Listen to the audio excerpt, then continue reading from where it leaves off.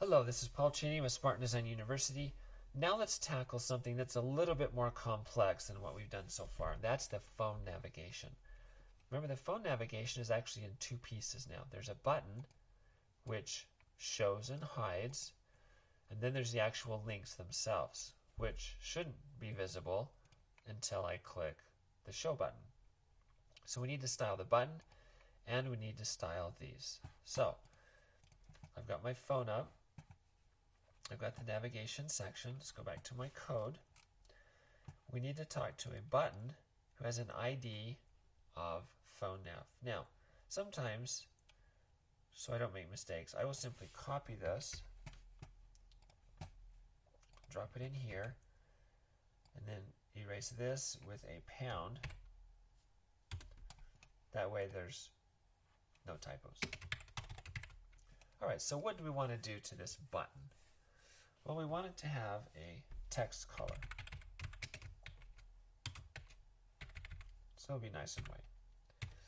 And font weight. Remember up here, we loaded a 600 value. We also loaded, we loaded 300 and we loaded a 600. So we'll make it bold. 600.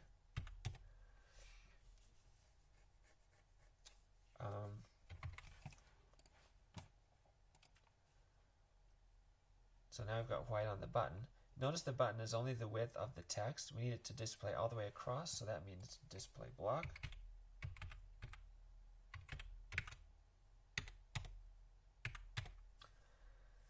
And then we'll put a border around it. That border is going to be 1 pixel. Be a dark gray, sorry.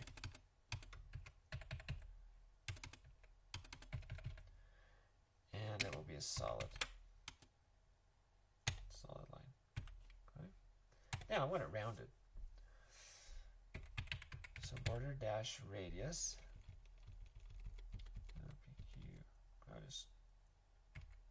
There it is. So border radius, let's try 10 pixels.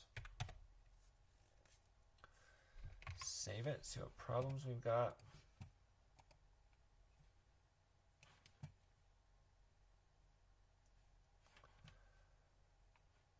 Okay, now we need to give it a width and a margin and a padding. So the width will be 96%.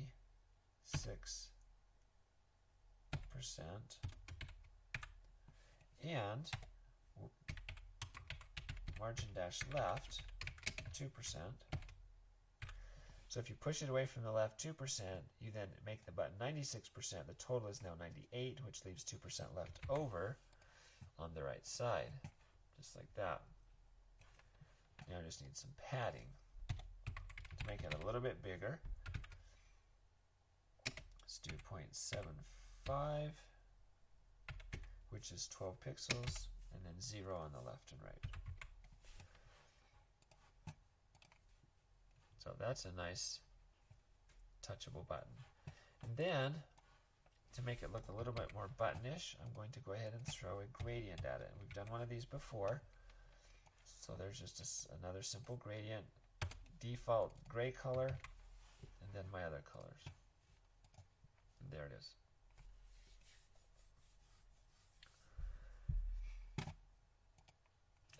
Notice that this button is on a light gray color. Ours is on a white color. So that means we need to go up to the container, which is right here. It has a background color of F, which is what I'm seeing here. Notice I have a note here that says becomes the nav background color. What I really want is a 717171, which is a gray color. And now that nav button looks a little bit better. We'll fix this problem here in a sec. All right, so show phone nav, that button is working pretty well. Now let's style this UL right here.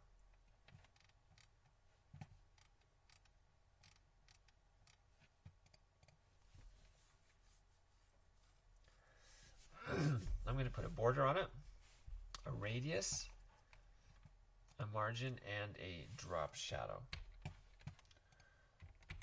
So there's my border. There's the three values. It's got a radius of 14, has a margin on the top and bottom of 0.5, on the left and right of 2% so that it scales. Background color and a box shadow. Let's see what that looks like. Okay. So that's my NavUL. Still has some issues in that the anchors, see this, you can just barely see it. See how there's a corner kind of knocked out right there? That's because of this color right here.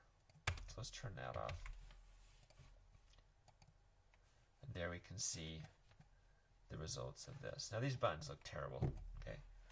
But that's what we need to fix here in the actual anchors themselves. So display them as a block, that's great. We want to do text, text align center.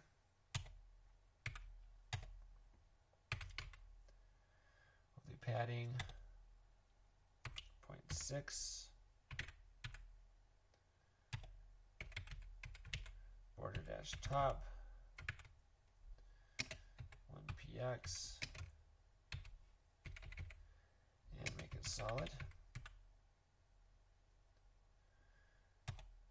See what we've got so far. Now we still have these underlines, so that's text decoration.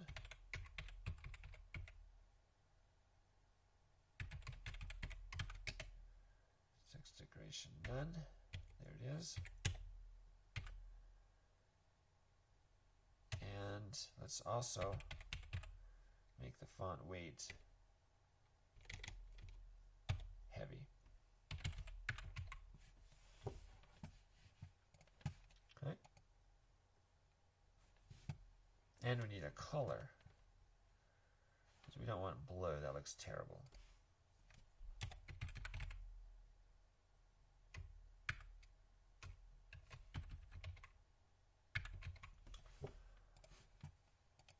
Alright, so there's our navigation. Now, we do have a problem here.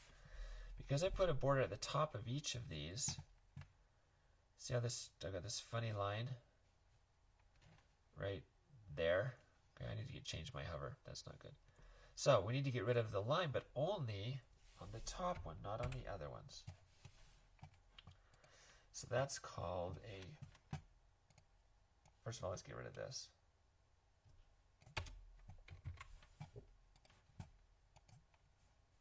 There we go. Well, now it isn't doing that funny thing. So after the A,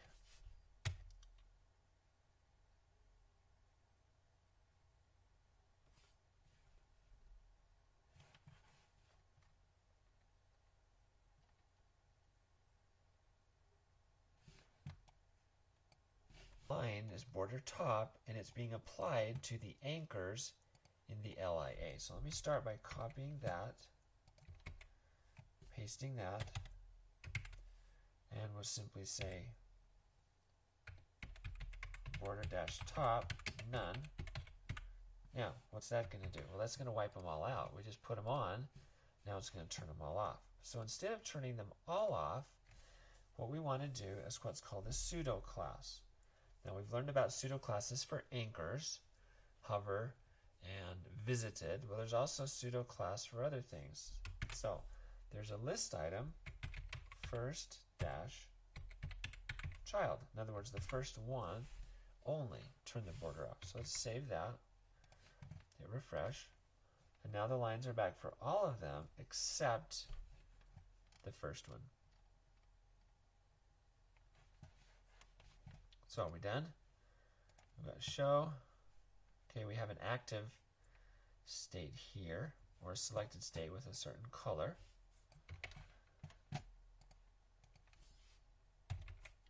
So li dot selected, and there's that blue color.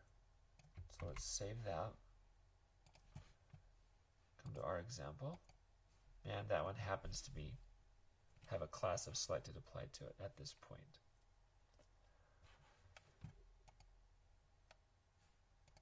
Hide, show. Okay, so here's ours. When we load this page, it says show navigation, but the navigation is actually already showing. So we need to hide it by default. So let's come back here. We've got the phone nav, which we've styled beautifully. Now, let's talk to the UL pound my nav. There it is. Okay, so remember this class right here, ID, so UL pound my nav.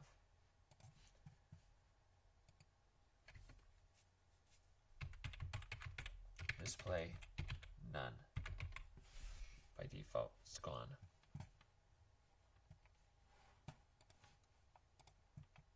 Good. Show, hide, show. So, when I first open this page on my phone, boom. The navigation UL is hiding, and the instructions here are click to show. I click to show. Notice the words change to hide. That's part of the JavaScript. There's my menu.